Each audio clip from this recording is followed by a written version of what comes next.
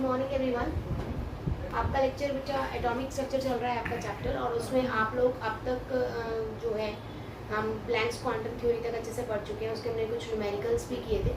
मैंने आपको पहले ही बोला था कि अगर आपको कोई डाउट्स हैं तो आप वो डाउट्स मुझसे ले सकते हैं, आप कमेंट्स में लिख सकते हैं या आप मुझे व्हाट्सएप कर सकते हैं, ठीक है। उसके बाद बच्चा आज हम डिस्कस करेंगे जो मेन टॉपिक है आपका, that is photo electric effect. क्योंकि आपको ये पता चला था कि जो लाइट का नेचर होता है that is based on the classical theory as well as quantum theory. मैंने लास्ट लेक्चर में बताया था। जो हमने प्लैंक्स क्वांटम थ्योरी के बारे में पढ़ा है उसे क्वांटम थ्योरी ऑफ रेडिएशंस भी बोला जाता है।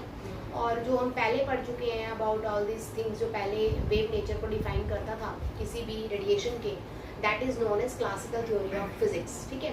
तो हम दोनों को ही अच्छे से पढ़ चुके हैं। बट आपको ये चीज़ क्लियर हुई कि जो रेडिएशंस हैं that have particle nature due to 2-3 effects, जिनकी वजह से ये चीज़ हमें क्लियर हुई थी। First is your photo electric effect and second is your आप कह सकते हैं इंटरफेरेंस फिनोमिना हो गया, या फिर ब्लैक बॉडी रेडिएशंस। ये 2-3 फिनोमिनास की वजह से हमें ये चीज़ क्लियर हुई थी कि जो रेडिएशंस हैं उनका नेचर क्या होता है, पार्टिकल नेचर होता है।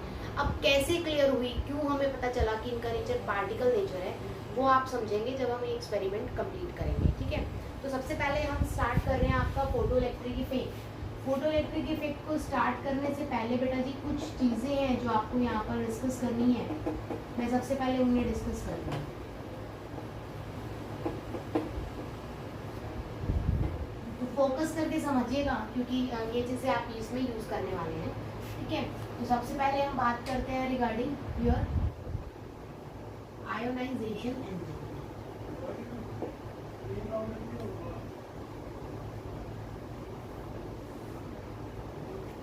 अगर हम बात करते हैं आयनाइजेशन एंथैल्पी, तो सिंपल भाषा में से लिखेंगे the enthalpy required to convert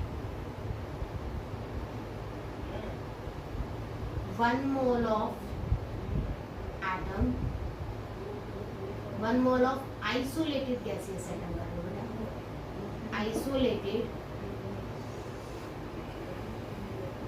gaseous atom to an ion। और यहाँ पर ये जो आयन होगा उसकी टाइप क्या होगी बेटा, कैटायन।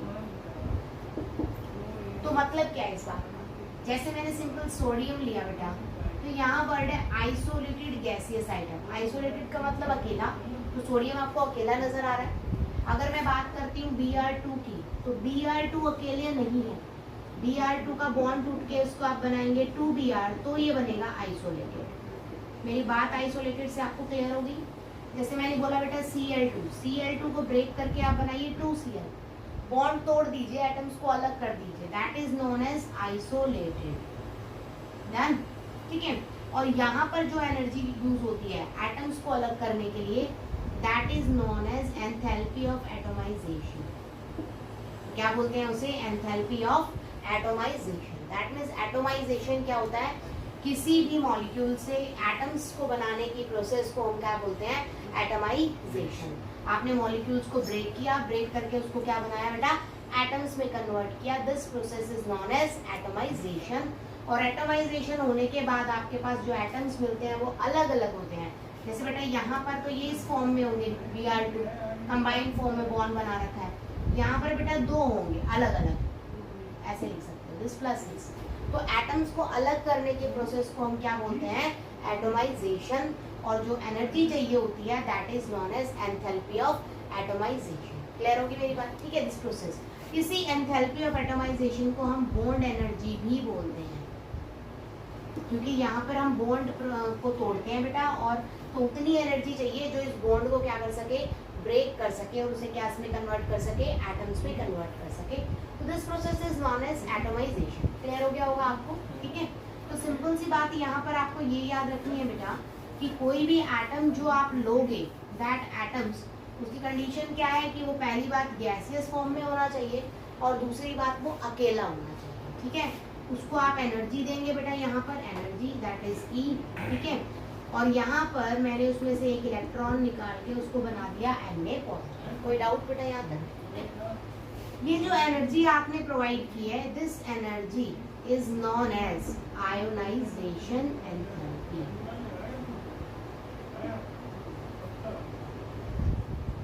तो आपको क्लियर हो गया होगा आयनाइजेशन एंथैल्पी क्या है। किसी भी आइसोलेटेड गैसियस एटम में से अकेला हो एटम और गैसियस फॉर्म में हो, उसको इतनी एनर्जी प्रोवाइड करें कि उसमें से एक इलेक्ट्रॉन बाहर निकल जाए और वो क्या बना दे, Na पॉजिटिव बना दे। ठीक है, अब मैं बात कर रही हूँ कि क्यों हम एनर्जी दे रहे हैं, व्हाई। तो बेटा आप ये अच्छे से जानते हैं कि बीच में आपका सेंटर में न्यूक्लियस है और उसके चारों तरफ आपके क्या है बेटा जी, शेल्स है, और इलेक्ट्रॉन्स हम सिर्फ कहाँ से निकालते हैं, बाहर वाले शेल में से। अब न्यूक्लियस के अंदर आपको पता है बेटा पॉजिटिव चार्ज है, राजी कोई डाउट इस बात में। अब पॉजिटिव और नेगेटिव के बीच में कौन सी फोर्स लगेगी, यहाँ पर ये इसको अट्रैक्ट करेगा और लगेगी फोर्स ऑफ अट्रैक्शन। क्लियर बेटा। तो आपको यहाँ पर इतनी एनर्जी देनी पड़ेगी जो इस फोर्स ऑफ अट्रैक्शन को खत्म कर सके और आपके इस इलेक्ट्रॉन को फ्री करके बाहर निकाल सके। ठीक है, तो एक बात याद रखनी है कि यहाँ पर अगर मैं बोलूँ कि इसके बाद एक शेल और है जो खाली पड़ा है, ठीक है, और इलेक्ट्रॉन यहाँ से यहाँ गया है, तो अगर इलेक्ट्रॉन जा रहा है बेटा from one shell to another shell, तो इस प्रोसेस को हम बोलते हैं बेटा ट्रांजिशन। क्या बोलते हैं इसे, transition. Transition from one shell to another. ठीक है, तो ये चीज क्लियर करनी है कि इलेक्ट्रॉन यहाँ पर ना हमेशा कहाँ से निकलेगा बेटा, बाहर वाले शेल से। कहाँ से निकलेगा, बाहर वाले शेल से, और इतनी एनर्जी देनी है कि ये कहाँ चला जाए बेटा, इन्फिनिटी पे चला जाए। कहाँ चला जाए, इन्फिनिटी।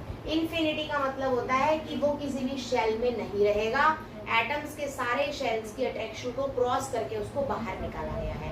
तो इस अट्रैक्शन को खत्म करने के लिए आपको क्या देनी पड़ेगी बेटा, एनर्जी देनी पड़ेगी, और इसी एनर्जी को हमने नाम क्या दिया है, आयोनाइजेशन एनर्जी। क्लियर है यहाँ तक बात, ठीक है।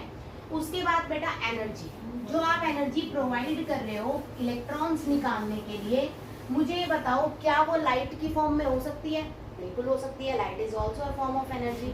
तो वो लाइट भी हो सकती है, वो हीट भी हो सकती है ना, वो और भी कोई मोशन हो सकता है, जो जिस भी फॉर्म में आप एनर्जी दो सकते हैं, न्यूक्लियर एनर्जी आप दे रहे हो, मतलब कोई भी एनर्जी हो सकती है। E is can be any form of energy. तो if E is equal to light, अगर एनर्जी कौन सी है बेटा, लाइट एनर्जी है, तो E is equal to h mu, formula तो फिट होएगा, कोई डाउट तो नहीं। प्लैंक्स ने बोला था कि लाइट की फॉर्म में अगर एनर्जी यूज कर रहे हैं हम, तो उसमें किसी भी पैकेट में एनर्जी कितनी होगी, E होगी। कोई डाउट बेटा। तो दैट मीन्स ये एनर्जी किस फॉर्म में होगी, अगर लाइट यूज कर रहे हो तो फॉर्म ऑफ पैकेट्स में, that is h mu। Clear. और म्यू इज इक्वल टू आपने क्या पढ़ा है बेटा, c बाय लैम्डा, तो E इज इक्वल टू बन जाएगा hc बाय। कोई डाउट बेटा यहाँ तक, क्लियर हो गया अच्छे से। तो दिस इज इम्पॉर्टेंट कि अगर हम इलेक्ट्रॉन निकालने के लिए जो एनर्जी का इस्तेमाल कर रहे हैं वो energy in the form of light है, तो हमारे क्वांटम मैकेनिक्स के जो हमने क्वांटम थ्योरी के फॉर्मूले पढ़े थे वो इस पे वैलिड होंगे। कोई डाउट बेटा जी, क्लियर है यहाँ तक। सेकंड चीज, सेकंड आपको यहाँ पर पढ़ना है बेटा जी बॉन्ड एनर्जी।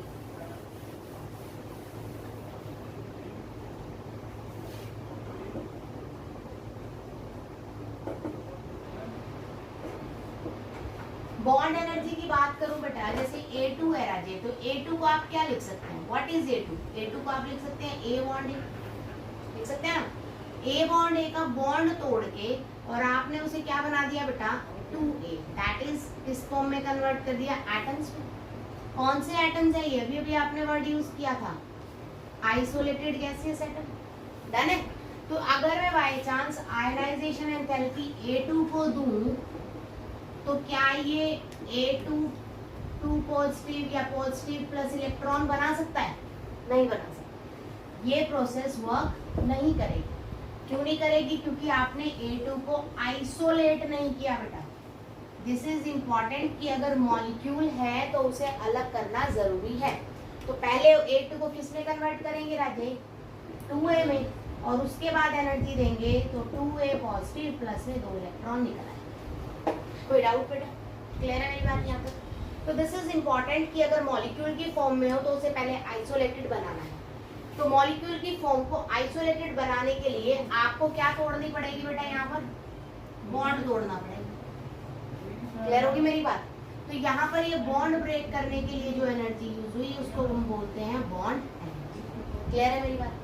कोई डाउट तो नहीं? अगर बॉन्ड एनर्जी बेटा इन द फॉर्म ऑफ आपने लाइट ले ली, सेम वही चीज, तो मैं लिख सकती हूँ E ऑफ T, E से energy, T that means photons, क्योंकि एनर्जी क्या होती है इन the form of photons. Clear होगी मेरी बात? तो EP यहाँ पर मैंने वो एनर्जी दी है बेटा, energy given to molecule to break the bond. Bond को तोड़ने के लिए मैंने जो एनर्जी दी है वो दैट इज मेरी EP। ठीक है, अगर मैं बोलूँ इस बॉन्ड की एनर्जी x है, अगर मैं मान लूँ कि बॉन्ड की एनर्जी कितनी है x, तो x इज इक्वल टू क्या हो जाएगी बेटा, बॉन्ड एनर्जी। कोई डाउट तो नहीं आता कुछ? बॉन्ड कब टूटेगा? जब मेरे बॉन्ड की एनर्जी x है और मुझे जो एनर्जी मैंने दी, फोटोन की एनर्जी जो मैंने दी, लाइट की एनर्जी जो मैंने दी दैट इज बॉन्ड एनर्जी, वो अगर मेरी x की एनर्जी से ज्यादा है तभी बॉन्ड टूटेगा, अदरवाइज बॉन्ड नहीं टूटेगा। ठीक है, तो मैं कह सकती हूँ मेरा EP अगर कम है बेटा x से तो bond will not break, bond नहीं टूटेगा बेटा यहाँ पर। क्लियर है मेरी बात? और अगर मेरी EP की एनर्जी x के इक्वल है तो बॉन्ड विल ब्रेक बेटा, बॉन्ड टूट जाएगा। ये चीज क्लियर होगी? ठीक है, लेकिन मेरे अगर EP की एनर्जी बहुत ज्यादा है x से तो बॉन्ड विल ब्रेक, आसानी से टूट जाएगा बच्चा। प्लस जो एक्स्ट्रा अमाउंट ऑफ एनर्जी है वो एक्स्ट्रा अमाउंट ऑफ एनर्जी किसके पास चली जाएगी बेटा, एटम्स के पास, और एटम्स में क्या होते हैं इलेक्ट्रॉन्स, तो वो एक्स्ट्रा एनर्जी किसके पास चली जाएगी, इलेक्ट्रॉन्स की काइनेटिक एनर्जी की फॉर्म में। क्लियर? तो बॉन्ड भी टूटेगा प्लस काइनेटिक एनर्जी ऑफ किसके पास चली जाएगी बेटा, इलेक्ट्रॉन्स के पास। कोई डाउट आ जाए यहाँ तक? समझ आ गई बात अच्छे से? ठीक है, तो दिस इज इम्पॉर्टेंट कि बॉन्ड तोड़ने के लिए हमें जो एनर्जी चाहिए होती है दैट इज बॉन्ड एनर्जी, और बॉन्ड एनर्जी अगर हम लाइट की फॉर्म में दे रहे हैं तो उसे EP से रिप्रेजेंट कर सकते हैं। फोटॉन्स की एनर्जी होती है, फोटॉन्स की एनर्जी इतनी ज्यादा होनी चाहिए कि बॉन्ड टूट जाए, और अगर हम एक्स्ट्रा अमाउंट ऑफ एनर्जी देंगे तो बॉन्ड की एनर्जी टूट के, सॉरी बॉन्ड तो टूटेगा ही, साथ में एनर्जी कहाँ चली जाएगी, as a kinetic energy of किसकी, इलेक्ट्रॉन्स। क्लियर है मेरी बात? अब ये दो स्टेप आपको अच्छे से समझ आ गए हैं। Now we will discuss about photo electric effect. मैंने आपको क्यों कराया है ये दोनों चीजें बेटा, फोटो इलेक्ट्रिक इफेक्ट में इन दोनों एक्सपेरिमेंट्स की हमें रिक्वायरमेंट है, इसलिए मैंने आपको ये पहले बताया।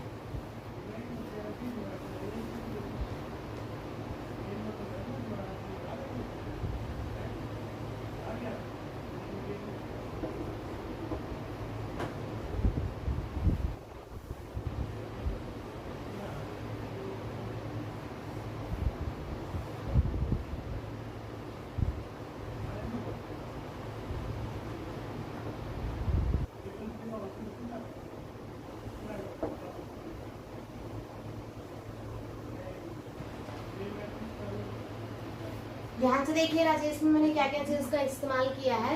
सबसे पहले आपको टर्म नजर आ रही है photo electric. Electric that is, photo का मतलब क्या होता है बेटा, लाइट, और इलेक्ट्रिक का मतलब क्या होता है, इलेक्ट्रिसिटी।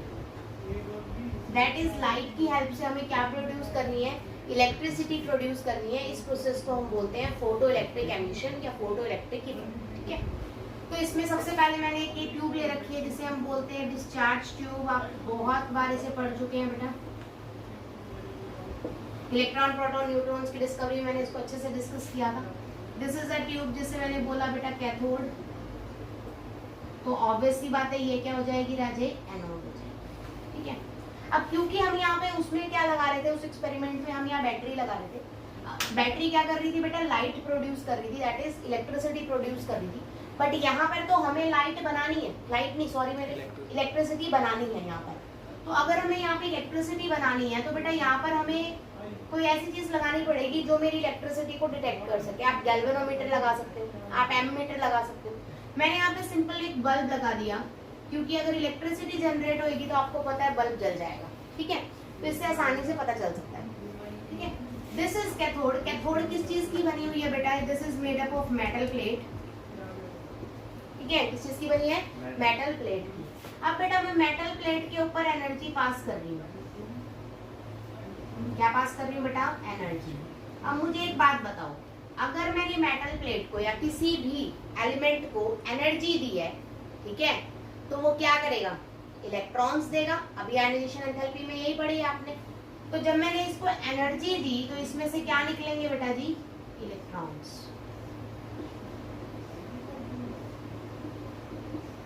समझ आओ बेटा? ठीक है।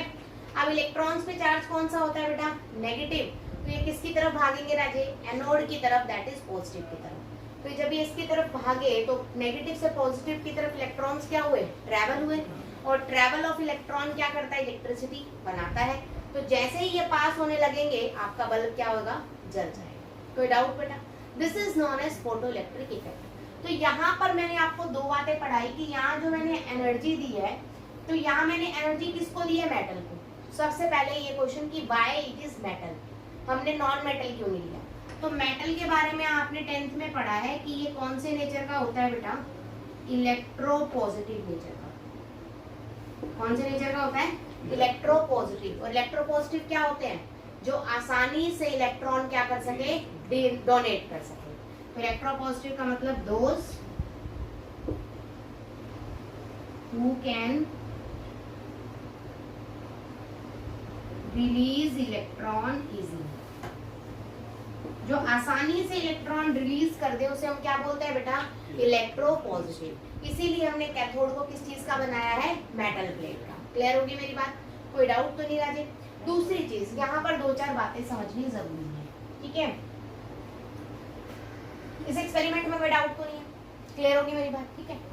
अगर मैं यहाँ पर बहुत ज्यादा अमाउंट ऑफ एनर्जी दे दूं, बहुत ज्यादा एनर्जी का अमाउंट बहुत ज्यादा कर दूं, तो मेरा मतलब इलेक्ट्रॉन आसानी से निकल जाएंगे। कोई डाउट तो नहीं? तो इलेक्ट्रॉन की काइनेटिक एनर्जी बढ़ेगी या फिर उसका नंबर बढ़ेगा? क्या बढ़ेगी? Kinetic energy. बात समझ आई बेटा? यही बात मैंने आपको पहले एक्सपेरिमेंट में बताई है, दैट इज बॉन्ड एनर्जी में, कि जब आप बॉन्ड एनर्जी जितनी है उससे ज्यादा अमाउंट ऑफ एनर्जी आप देते हो तो बॉन्ड तो टूटेगा टूटेगा, साथ में वो एनर्जी किस चीज में यूज हो जाएगी? As in the form of kinetic energy of electron के फॉर्म में। तो अगर मैंने एनर्जी 288 किलो जूल पर मोल दे दी, ठीक है, और मैं कह रही हूँ बॉन्ड टूट रहा है बेटा 250 पे, तो 288 में बॉन्ड तो टूटेगा ही टूटेगा। कितनी फालतू है यहाँ पर? 38। तो 38 किस चीज में कन्वर्ट हो जाएगी? काइनेटिक एनर्जी में। बात समझ आई? और मैंने इसी तरह से यहाँ पर 500 किलो जूल पर मोल अगर दे दी तो बाकी बची हुई किस में कन्वर्ट हो जाएगी? 250 काइनेटिक एनर्जी। तो दिस इज इम्पोर्टेंट कि एनर्जी का इफेक्ट किस पे? नंबर ऑफ इलेक्ट्रॉन्स पे नहीं पड़ता। एनर्जी का इफेक्ट सिर्फ किस पे पड़ता है? एनर्जी पे ही पड़ता है। अगर आप एनर्जी इंक्रीज करेंगे तो काइनेटिक एनर्जी इंक्रीज करेगी। बात समझ आई बेटा?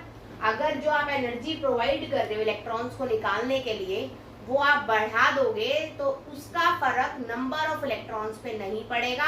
Energy always relate to energy. तो अगर एनर्जी बढ़ाओगे तो इलेक्ट्रॉन की क्या बढ़ेगी? काइनेटिक एनर्जी बढ़ेगी, उसके नंबर नहीं बढ़ेंगे। कोई डाउट है यहाँ पर? समझ आया बात अच्छी से? ठीक है। इसके बाद यहाँ पर एक दो टर्म्स है बेटा, दैट इज फाई। फाई को मैं बोलती हूँ हमारा वर्क फंक्शन। थोड़ा सा क्लीन कर लेते हैं, चलो किसी को यूज करना है हमें, थोड़ा सा यहाँ से स्पेस बना लेते हैं।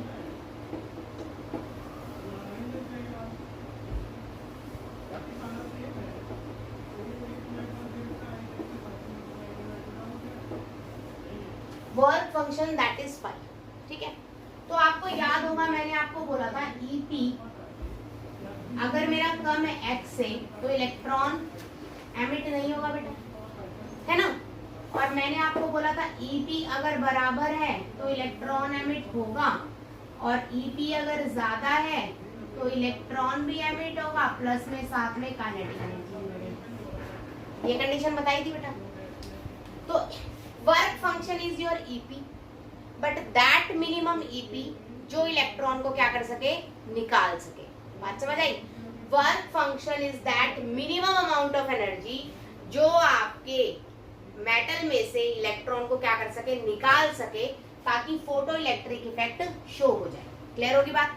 तो work function is your minimum amount of energy that is capable of liberating या capable of emitting one electron from the metal sheet in photo electric effect. Clear होगी मेरी बात? कोई डाउट तो नहीं? ठीक है, दिस इज इंपॉर्टेंट कि वर्क फंक्शन वो एनर्जी है दैट इज दिस इज इसको जब इक्वल हो जाए तो एनर्जी तो निकल जाए, इलेक्ट्रॉन तो निकलेगा ही बेटा। तो इस ईपी को मैं क्या बोल दूंगी, 5। अब इस ईपी पे इलेक्ट्रॉन निकलेगा कि नहीं निकलेगा, बताओ? निकलेगा, है ना? तो इस ईपी को भी मैं क्या बोल सकती हूँ बेटा, 5। बात समझ आई? तो ज्यादा बेशक हो सकती है, लेकिन वो मिनिमम अमाउंट ऑफ एनर्जी जो किसी भी एटम से इलेक्ट्रॉन को निकालने के लिए चाहिए। बात समझ आई? तो वर्क फंक्शन अगर मैं कहूँ कि मैंने कोई मेटल शीट ली है और उस पर मैंने इतनी एनर्जी डाली है कि उसके वर्क फंक्शन के इक्वल है, तो एक बात क्लियर करना, मेटल शीट में से सिर्फ इलेक्ट्रॉन निकलेगा, काइनेटिक एनर्जी नहीं होगी, क्योंकि वर्क फंक्शन वो एनर्जी है जो सिर्फ, जैसे this is your metal plate, ठीक है, ये नीचे सारी मेटल प्लेट है, तो यहाँ पर कहीं इलेक्ट्रॉन है, तो वर्क फंक्शन वो एनर्जी है जो उस मेटल प्लेट से इलेक्ट्रॉन को उठा के निकाल के यहाँ शीट पे रख देगा, लेकिन उसको हिलने डुलने के लिए काइनेटिक एनर्जी प्रोवाइड नहीं करेगा। बात समझ आई बेटा? तो अगर मैं किसी भी मेटल की प्लेट को सिर्फ इतनी एनर्जी देती हूँ जो सिर्फ उसके वर्क फंक्शन के इक्वल हो, तो इसका मतलब इलेक्ट्रॉन तो निकलेगा लेकिन उसमें काइनेटिक एनर्जी नहीं होगी। कोई डाउट है यहाँ तक? क्लियर होगी मेरी बात? डन। इसके बाद मैं बात करती हूँ बेटा थ्रेशोल्ड फ्रीक्वेंसी, क्या आती है मेरी?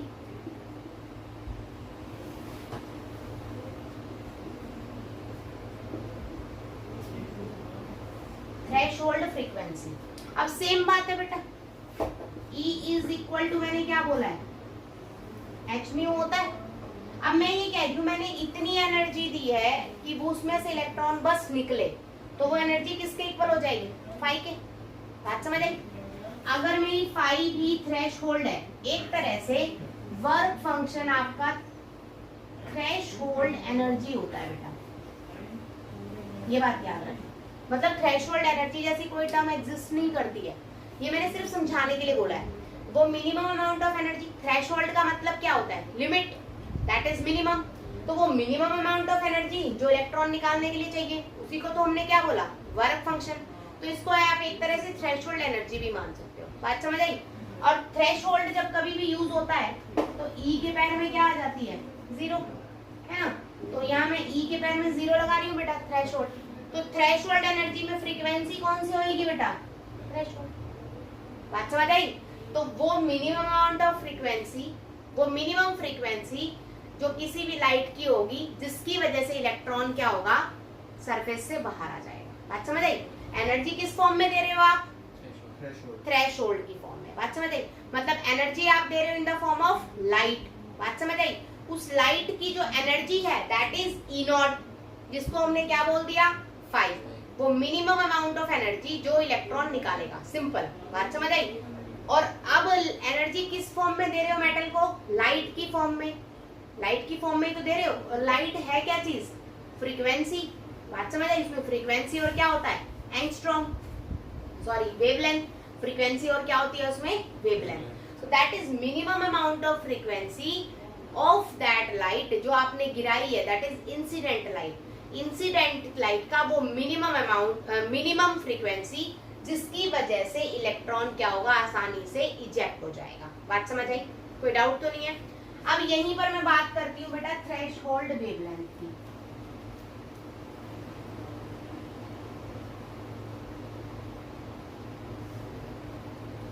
दैट इज लैम्डा के पैर में 0 आ जाएगा बेटा, क्यों? क्योंकि आपने वर्ड क्या यूज किया है, थ्रेशोल्ड। अब फ्रीक्वेंसी और वेवलेंथ दोनों एक दूसरे के क्या होते हैं, इनवर्सली प्रोपोर्शनल। मैं ये बात समझा चुकी हूँ आपको कि फ्रीक्वेंसी और वेवलेंथ दोनों एक दूसरे के क्या होते हैं, इनवर्सली प्रोपोर्शनल। बात समझ आई? तो बेटा ये फ्रीक्वेंसी की हमने क्या बोला था, मिनिमम वैल्यू, तो इसकी क्या हो जाएगी, मैक्सिमम वैल्यू। इसकी क्या हो जाएगी, मैक्सिमम वैल्यू। ये बात याद रखनी है, ठीक है? तो the maximum value of the wavelength of any incident light, जिसकी वजह से इलेक्ट्रॉन क्या होगा, बाहर निकलेगा। क्योंकि आपने फ्रीक्वेंसी को मिनिमम बोला था, तो frequency is inversely proportional to wavelength, तो वेवलेंथ आपकी क्या हो जाएगी, मैक्सिमम हो जाएगी। कोई डाउट बेटा जी? क्लियर होगी बात यहाँ तक? पक्का अच्छे से समझ आ गया? ठीक है, उसके आगे देखते हैं।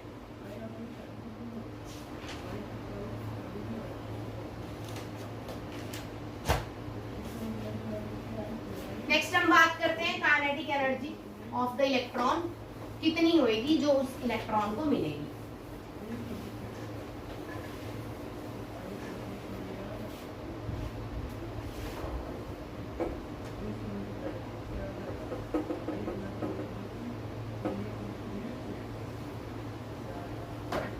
फोटो इलेक्ट्रॉन, फोटो इलेक्ट्रॉन क्या है बेटा? ऐसे इलेक्ट्रॉन्स जो फोटो इलेक्ट्रिक इफेक्ट में जनरेट होते हैं उन्हें हम बोलेंगे फोटो इलेक्ट्रॉन्स, और वो करंट जो फोटो इलेक्ट्रिक इफेक्ट की वजह से प्रोड्यूस हुआ है उसे हम क्या बोलेंगे, फोटो करंट। देखो जितनी भी प्रोसेसेस लाइट की हेल्प से चलती हैं उन सभी के नाम के आगे फोटो लगता है, लाइक फोटोसिंथेसिस, फोटो सेल, है ना, सुना होगा आपने, सोलर सेल तो सुना ही होगा। तो solar cell is also known as photo cell.